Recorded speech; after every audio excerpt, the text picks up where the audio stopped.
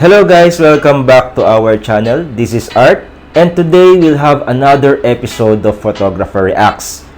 And last October 13, Apple launched the new iPhone, and the world is expecting another cutting-edge technology when it comes to mobile phone photography.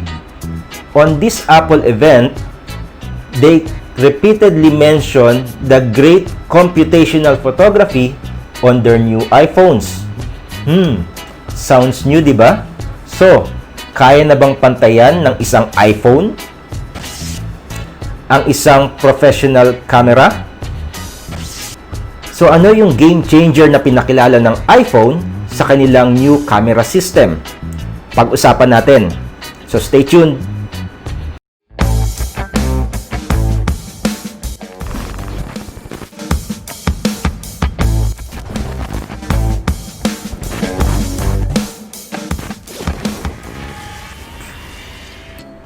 Hello guys! Welcome back to our channel. This is Art. Kung bago kayo sa aming channel, our channel is all about photography, love, and travel. And bago tayo magsimula, just a disclaimer, hindi po ako nagkiklaim na ako po ay expert, and hindi rin po ako affiliated sa Apple or any mobile company.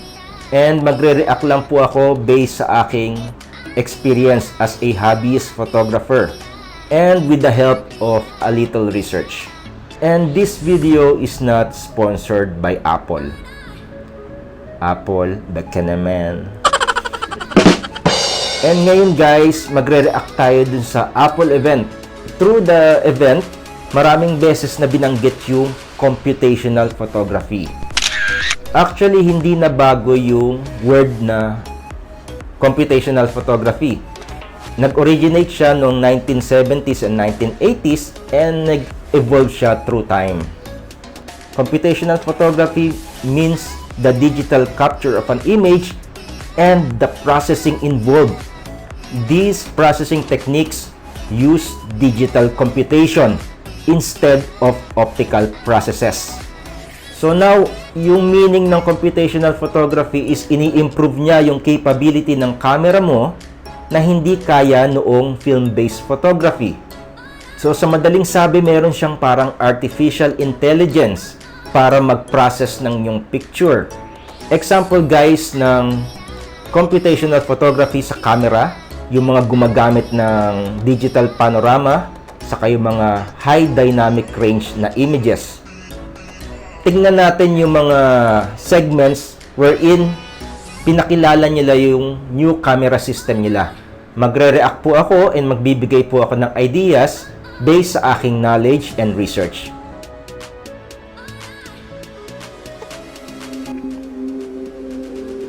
Ayun guys, proceed tayo sa video review and skip na natin yung ibang segments. So proceed na lang tayo sa mga segment na pinakilala yung camera system nila and binanggit yung term na computational photography.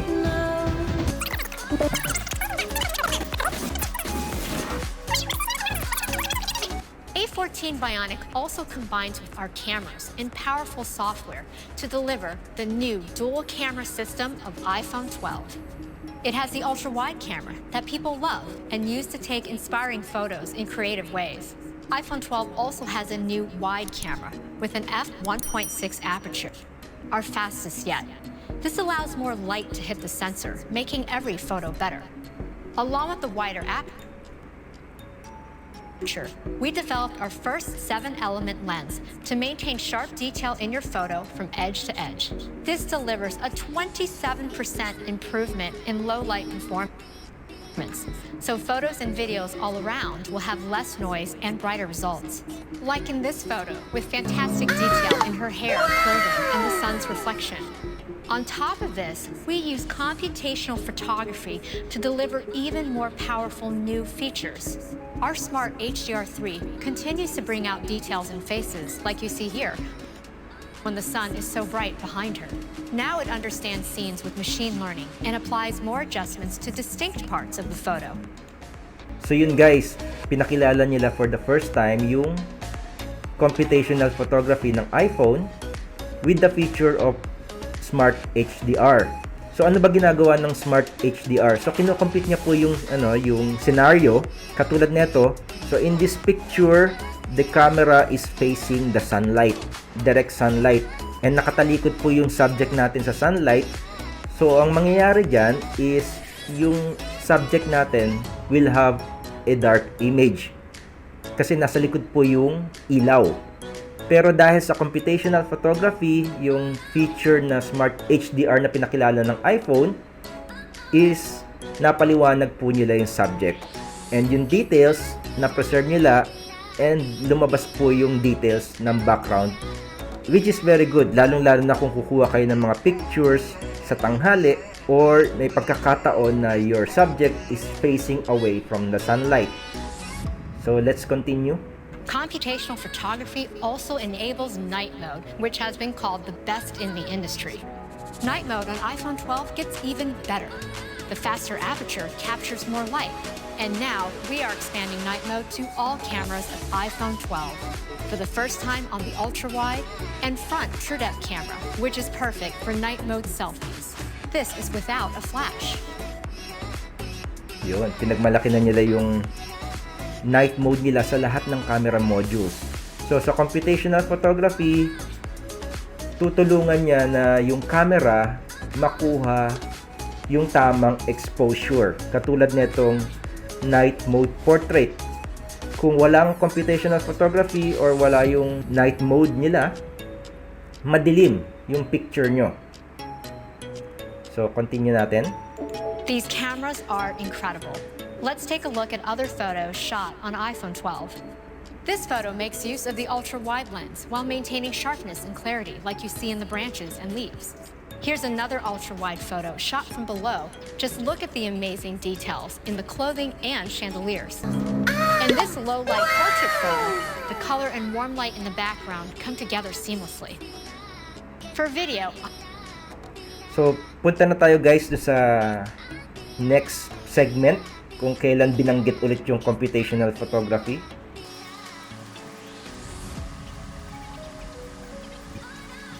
Remain generations ahead. And our advantages go beyond the CPU and GPU.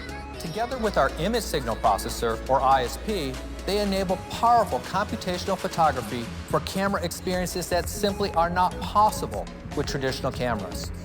So yun guys, pinakilala na nila yung processor nila, which is ang tawag is A14 chip. So ano ba ginagawa ng processor? So itong processor na to, ito po yung nagko-compute kung paano niya pagagandahin yung picture. So parang nandito na po yung naka-embed na po dyan yung instructions kung paano po i-combine yung multiple exposure to make a single image na maganda po yung exposure. So continue natin. With traditional cameras. For example, Deep Fusion uses machine learning on the neural engine for pixel-by-pixel processing of photos with unprecedented detail, texture, and minimal noise. To accomplish this, Deep Fusion uses all the compute engines of the A14. Our camera sensor captures multiple images and processes them through the ISP. The CPU computes the alignment of the frames. The GPU pre-processes the images before running them through the neural engine. And then there's additional post-processing done in the GPU. With A14 Bionic, we are able to bring Deep Fusion to all 4 cameras of iPhone 12 Pro, including the front-facing true-depth camera. We combine state-of-the-art camera hardware with this amazing compute power to create a pro camera system that is unlike any other device.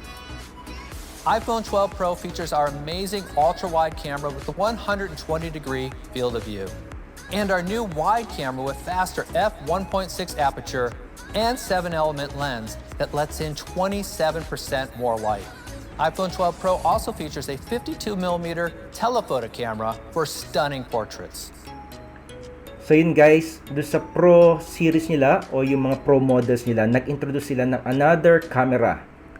So tatlo na yung camera nila, meron silang ultra wide, may wide, and the third camera is called the telephoto, which is the 52mm focal length. So ano po yung 52mm focal length? Saan ba siya ginagamit?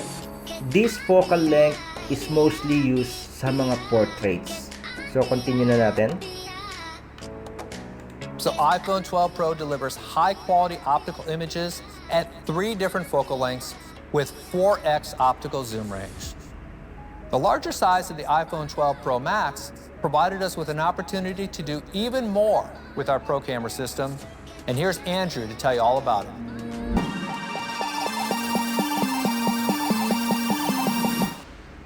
In iPhone 12 Pro Max, we've been able to create our best camera ever.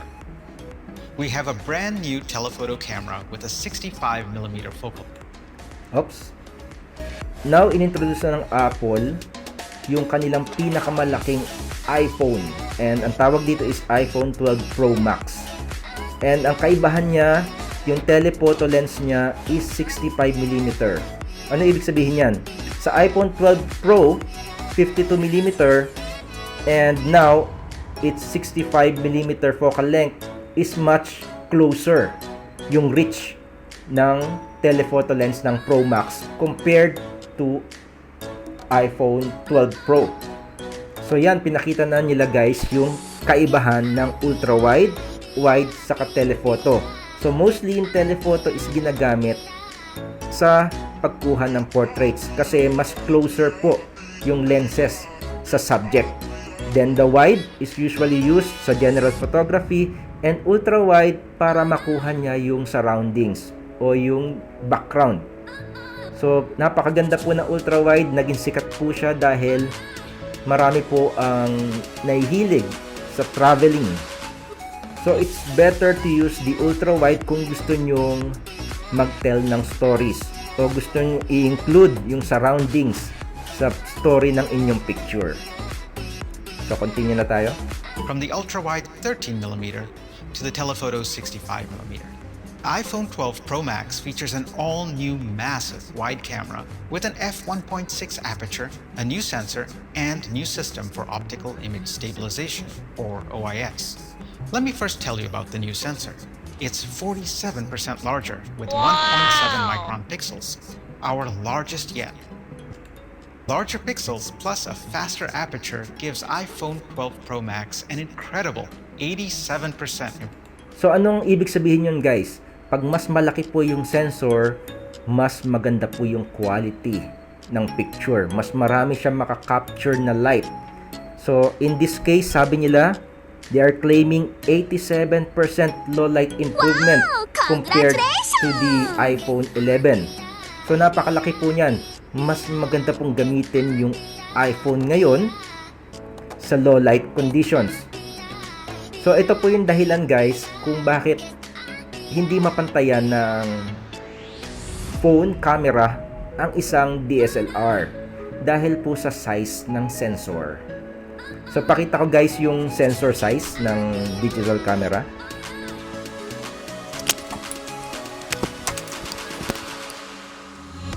Now guys, ito yung DSLR. Kapag tinignan nyo guys yung loob ng DSLR, nandito po. Nandito yung sensor. Ganyan po siya kalaki yung sensor niya. And pag tinignan nyo po yung sensor ng isang iPhone or isang phone, is napakaliit po niya. Kaya dun po nakakalamang ang mga professional camera laban sa phone camera. Dahil po hindi niya po mapantayan yung laki ng sensor. I don't know if in the future is magiging ganito kalaki yung sensor ng phone camera or makakagawa sila ng technology na kahit maliit ang sensor is mapapantayan niya yung image quality ng isang professional camera. Improvement in low light, which is our biggest leap in light gathering capability. On top of that, we developed a completely new system for optical image stabilization that adopts a high-end DSLR approach called sensor shift. Sensor shift applies stabilization to the sensor instead of the heavier lens to precisely control motion in X and Y while maintaining sharpness. This cancels both low and high-frequency disturbances like hand movement or vibrations in a car. Ayun guys, isa na namang great feature ng iPhone. So, ito pong feature na to po, very handy siya, lalo na kapag naglalakad kayo or nanginig ang kamay nyo, is makakaasa kayo na sharper yung magiging photos nyo. If naka-use po kayo ng gimbal, yun po yung main purpose ng gimbal, is minimize niya or kina-cancel niya yung movement blur. So, better stabilization, better photos, and sharper images. In addition, the OIS on all our wide cameras this year can now make 5,000 micro adjustments per second, which is 5 times more than last year. Along with motion processing advancements, we get stabilized exposure times of up to 2 seconds in low light for handheld shots. Wow, maganda po yun guys yung sinabi niya. 2 seconds daw. Stabilize. Tama ba? Stable. Stable picture po. Ibig sabihin, kahit 2 seconds kang nakahawak, yung shutter speed mo, makakakuha ka pa rin ng sharper images. Kung walang optical stabilization, kapag 2 seconds na, konting gumalaw lang yung camera nyo, blurred na yung picture nyo. So maganda po yung maganda po yung feature na yun. Equal to a full f-stop increase in light gathering. This sensor shift system is unique to Apple and helps people capture everyday situations with extraordinary images. And it delivers steady video with a truly cinematic feel. Now here's my colleague Alok to tell you more about another feature we created for our pro users. These are amazing cameras for pros. And we want to give our pros even more control over the images they capture. Many pros love to capture in RAW, but they're missing the benefit of our sophisticated image fusion. So we'd like to show you a sneak peek of a new feature that combines the control of shooting in RAW with the power of our computational photography. This time, ipinakilala nila yung RAW. Ano po ba yung RAW? Yung RAW is yung parang negative ng inyong photography. Ito yung pinaka base image ng iyong photography. Ngayon, kinumbay nila yung RAW plus computational photography para mapaganda pa lalo yung picture. So, continue natin. And that's Apple Pro RAW.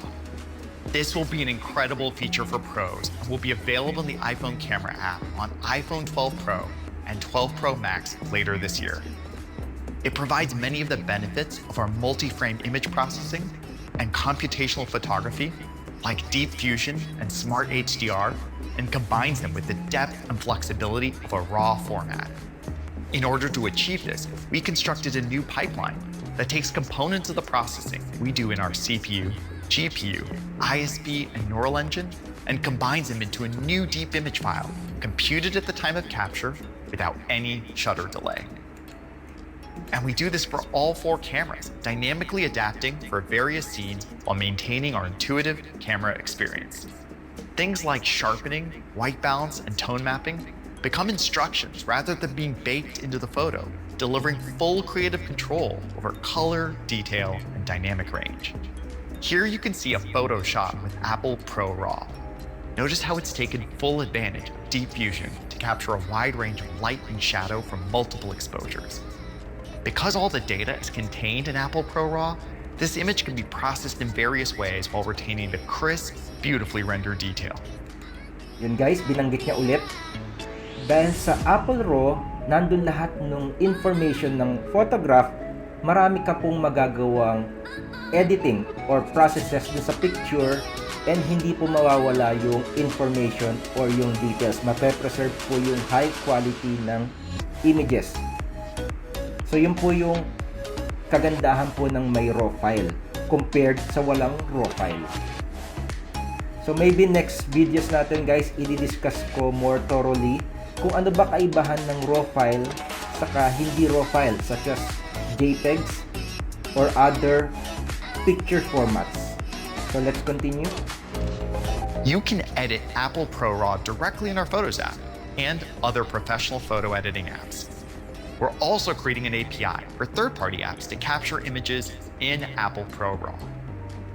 This is really the best of both worlds, the flexibility of RAW with the power of Apple's computational photography. And now, back to JAWS. Packed with pro-level performance. While our competition is scrambling to catch up with our chips from last year, we remain generations ahead.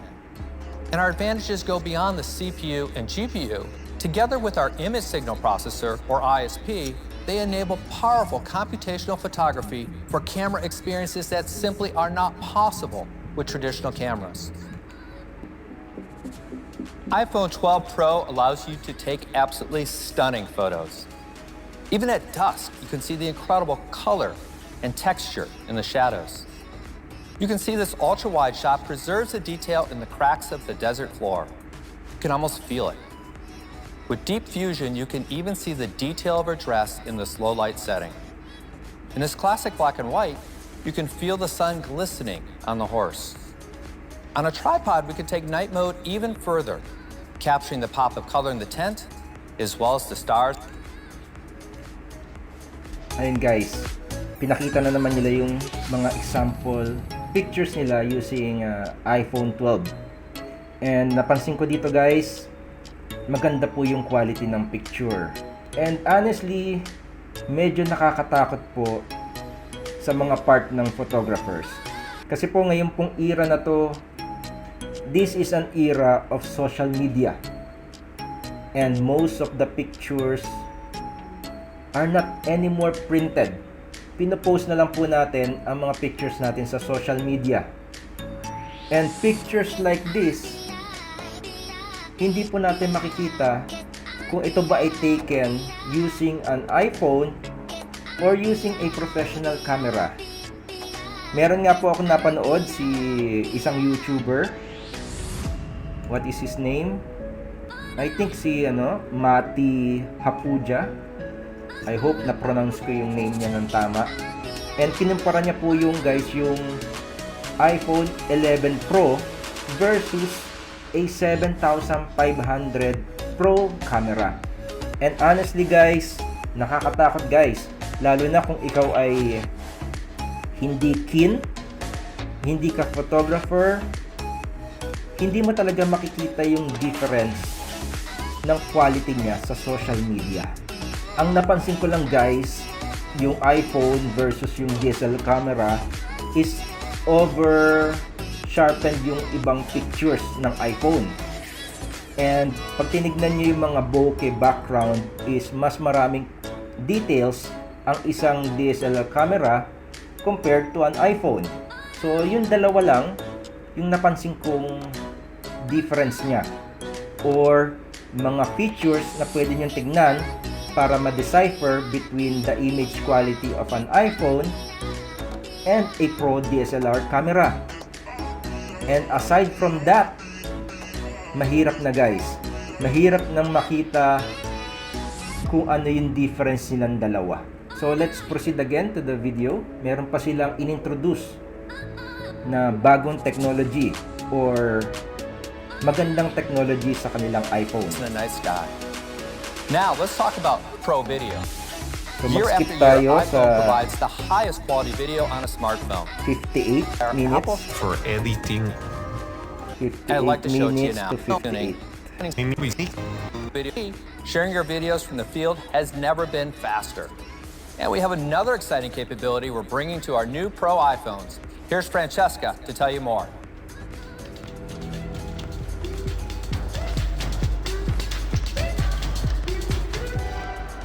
We've pushed the industry with depth technology over the years, and today we continue that innovation with a LiDAR scanner. LiDAR stands for light detection and ranging, and it measures how long it takes light to reach an object and reflect back.